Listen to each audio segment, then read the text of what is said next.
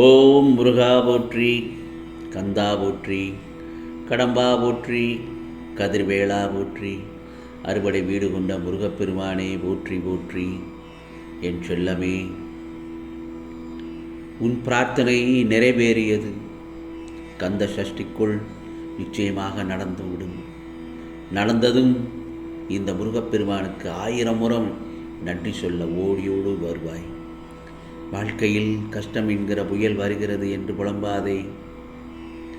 எல்லா விதமான சூழ்நிலையிலும் இருந்து வாழ்க்கையை கடந்துதான் ஆக வேண்டும். ஒரு படி கீழே இறங்கினால் இன்னொரு படி உன் வாழ்க்கைக்கு துணையாக உயரத்தில் உனக்கு உன் கைக்கு கிடைக்கப் போகிறது என்று அர்த்தம். உன் கர்மாக்களின் பயனாய் நீ கடக்கும் சிரிப்பும் கண்ணீரும் இருக்கிறது. அதில் உன்னுடைய வாழ்க்கையில் இடம்பெறும் அனைத்திற்கும் ஒவ்வொரு காரணம் உண்டு. இதை நான் திருப்ப சொல்கிறேன் என்று நினைக்க வேண்டாம். ஒரு தாய் தன் பிள்ளையை கருவில் சுமக்கும் போது தன்னை காட்டிலும் தன் குழந்தையைத்தான் காப்பாள். தன் குழந்தை வெளி உலகத்துக்கு வந்தவுடன் தன் குழந்தையை தன் கால்களால் எழுந்து நிற்க தாய் நகன்று நிற்பாள்.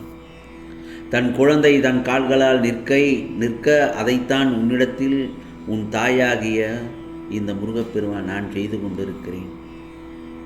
உன்னை இந்த உலகத்தில் படைத்து உன்னை காக்க, உன்னை சுற்றி அம்மா, அப்பா, தம்பி, அண்ணன், அக்கா என நிறைய உறவுகளுடன் இம்மண்ணுலகில் நீ வாழ்ந்திட நிச்சயமாக இந்த முருகப்பெருமான் உன்னை வழி நடத்துவேன். நீ எப்போது என்னை முருகா முருகா என்று மனதாரச் சொல்ல ஆரம்பித்தாயோ அப்போதே உனக்கு நானே எல்லாமும் ஆகிவிட்டேன் அல்லவா? உன் நம்பிக்கை, பொறுமை, எதையும் எதிர்நோக்கி தாங்கும் உணர்வு, உன் பலத்தையும் உன் விசுவாசத்தையும் எவ்வளவு உன்னதமானது என்பதையும் இந்த முருகப்பெருமான் நான் நன்கு அறிவேன். அதனால் எல்லாம் சரியாகிவிடும். எதற்கும் பயப்படாதே. என் பிள்ளை என்னிடம் அடம்பிடிக்கும், கோபப்படும், சண்டையிடும். அதே போலத்தான் சந்தோஷத்தையும் வெளிப்படுத்தும் என் செல்ல குழந்தை. தன் தாயிடம் மட்டுமே இப்படி நடந்து கொள்ள முடியும். உன் அழுகையில் என் கண்ணீரும் இருக்கிறது. கவலைப்படாதே. எந்த சூழ்நிலையிலும் இழந்து போனதையும் தொலைத்து விட்டதையும் எண்ணி கவலைப்படாதே. ஏனென்றால் நடப்பவையெல்லாம் நன்மைக்கு என்று நம்பிக்கையுடன் உன் லட்சியத்தை நோக்கி முன்னேறிச் செல்.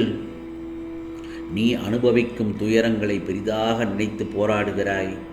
அது உன்னை தாக்காமல் இருக்கவே நான் இங்கு உன்னை போராடி கொண்டிருக்கிறேன். அதனால்தான் அடிக்கடி நான் கூறுவது, முடிந்தவரை மற்றவர்களுக்கு உதவி செய். உன்னோடும் உன் குடும்பத்தோடும் இந்த முருகப்பெருமான் நான் இருக்கிறேன். இன்பமும் துன்பமும் நிலையற்றதுதான். இன்று நடப்பது நாளை மாறிவிடும். மனம் கலங்காதே. உனக்கு நன்மையை மட்டுமே இந்த முருகப்பெருமான் செய்வேன் என்பதை முழுமையாக நம்ப வேண்டும் என் செல்லமே. அதே போலத்தான் முருகா, என் வாழ்க்கையை எப்படியாவது நல்ல முறையில் கொண்டு செல்ல வேண்டும் அப்படிங்கிற எண்ணம் உன் மனதில் ஓடிக்கொண்டே இருக்கிறது. நான் சொல்வது உனக்கு புரிகிறதா? வாழ்க்கையில் பிரச்சனைகள் வந்த வண்ணமாகவே இருக்கிறது. முருகா, எப்படி இதிலிருந்து போராடி ஜெயிப்பேன்? அமைதியாகவே இருக்க முடியவில்லையே. பிரச்சனைக்கான தீர்வை காண முதற்படியில் கூட எடுத்து வைக்க முடியாத அளவிற்கு தடங்கல்களும் பல பிரச்சனைகளும் தொடர்ந்து வருகிறதே. என்ன காரணமோ தெரியவில்லை. எதுவுமே கைகூடி வரவில்லை. குடும்பத்திற்காக வாங்கிய கடன் என்னை உறங்க விட மாட்டேங்குதே. ஒவ்வொரு நாளும் எப்படி கடனை அடைக்கப் போகிறோம் என்று நினைத்து உன் மனம் இப்பொழுது தள்ளாடி கொண்டிருக்கிறது. அளவுக்கு அதிகமாக பணம், சொத்துக்கள் இருந்தாலும் குடும்பத்தில் அடிக்கடி பிரச்சனைகள் வந்து கொண்டே இருக்கின்றன. நிம்மதி மட்டும் என் வீட்டில் தங்குவதே இல்லை. அதற்கு காரணமும் இதுவரை எனக்கு புரியவில்லை என்று என்னிடத்தில் அழுது புலம்புகிறாய். என் செல்லமே, இத்தனை பிரச்சனைகளையும் முதலில் என்னுடைய ஆலயத்திற்கு வந்து என் பாதத்தில் வைத்துவிடு. உன்னை மீறிய சக்தி எதுவுமே இல்லை. முருகா என்று என்னிடம் நீ மன்றாடுகிறாய். கவலைப்படாதே. உனக்கான பிரச்சனைகளுக்கு எல்லாவற்றுக்கும் நல்லதொரு முடிவை தருவேன். நம்பிக்கை, பொறுமையோடு இரு. உன் விதி மாறும் இந்த தருணத்தில் இனி நடக்கப் போவதை பார். எல்லாம் நன்மையாகவே அமையும். உனக்கான நேரம், உனக்கு அருமையான விஷயம், நல்ல செய்தி, மங்களகரமான நிகழ்வு, நல்லதொரு தீர்வு, உன் பிரச்சனைகளுக்கெல்லாம், பணப்பிரச்சனைக்கு முடிவு என எல்லாமே நல்லதாக நடக்கப் போகிறது. நிச்சயமாக அந்த சமயத்தில் உன் முயற்சிகளுக்கு என்றும் இந்த முருகப்பெருமான் உன் பின்னால் இருந்து நான் உனக்கு பக்கபலமாக இருந்து கை கொடுப்பேன். அந்த சமயத்தில் உனக்கான வாழ்க்கையை எப்படி எதிர்கொள்ள வேண்டும் என்று நினைப்பதில்தான் உன் வெற்றி இருக்கிறது.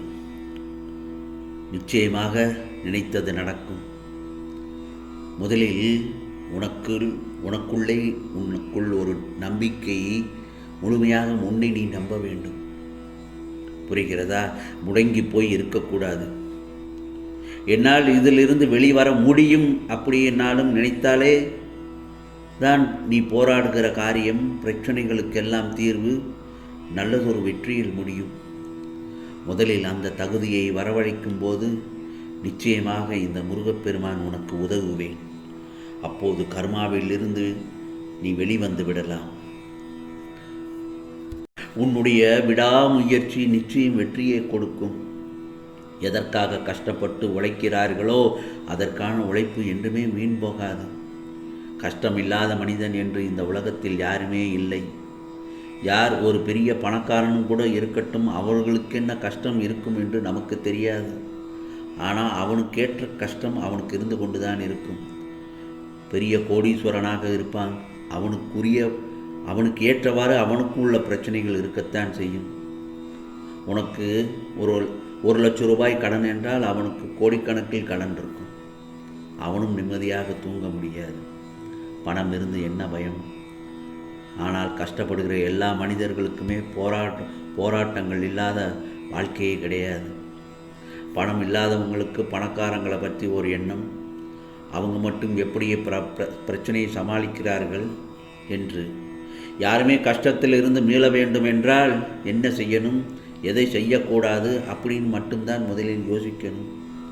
பிரச்சனைக்கு ஏழை பணக்காரன் என்பதெல்லாம் கிடையாது. சந்தோஷமாக வாழ வேண்டும் என்றால் முதலில் இறை நம்பிக்கை மட்டும்தான் வேண்டும். இறை நம்பிக்கை மட்டும் போதுமா என்றால் கிடையவே கிடையாது. நீ என்னை வணங்கு, ஆனால் நீ முயற்சி செய்யாமல் இருக்கக்கூடாது. முயற்சி எடுக்கணும், போராட வேண்டும். போராட வேண்டும் என்ற எண்ணம் வரணும் முதலில் மனதில். அதை விட முடியும் என்ற நம்பிக்கை வர வேண்டும். அப்பொழுதுதான் உனக்கான வாழ்க்கை சீரும் சிறப்புமாக இந்த முருகப்பெருமான் உன் அருகில் இருந்து உன் கஷ்டத்திற்கு நான் பதில் சொல்லி நிச்சயமாக உன்னை கைதூக்கி வாழ்க்கையில் உயர்த்தி விடுவேன். நிச்சயமாக வரும் கந்த சஷ்டிக்குள் எல்லாம் நடந்துவிடும். நிச்சயமாக உனக்கானதெல்லாம் நல்லது நடக்கும், நல்லது மட்டுமே நடக்கும், அதுவும் நன்மையாகவே இருக்கும். ஓம் சரவண பவ, ஓம் சரவண பவ, ஓம் சரவண பவ.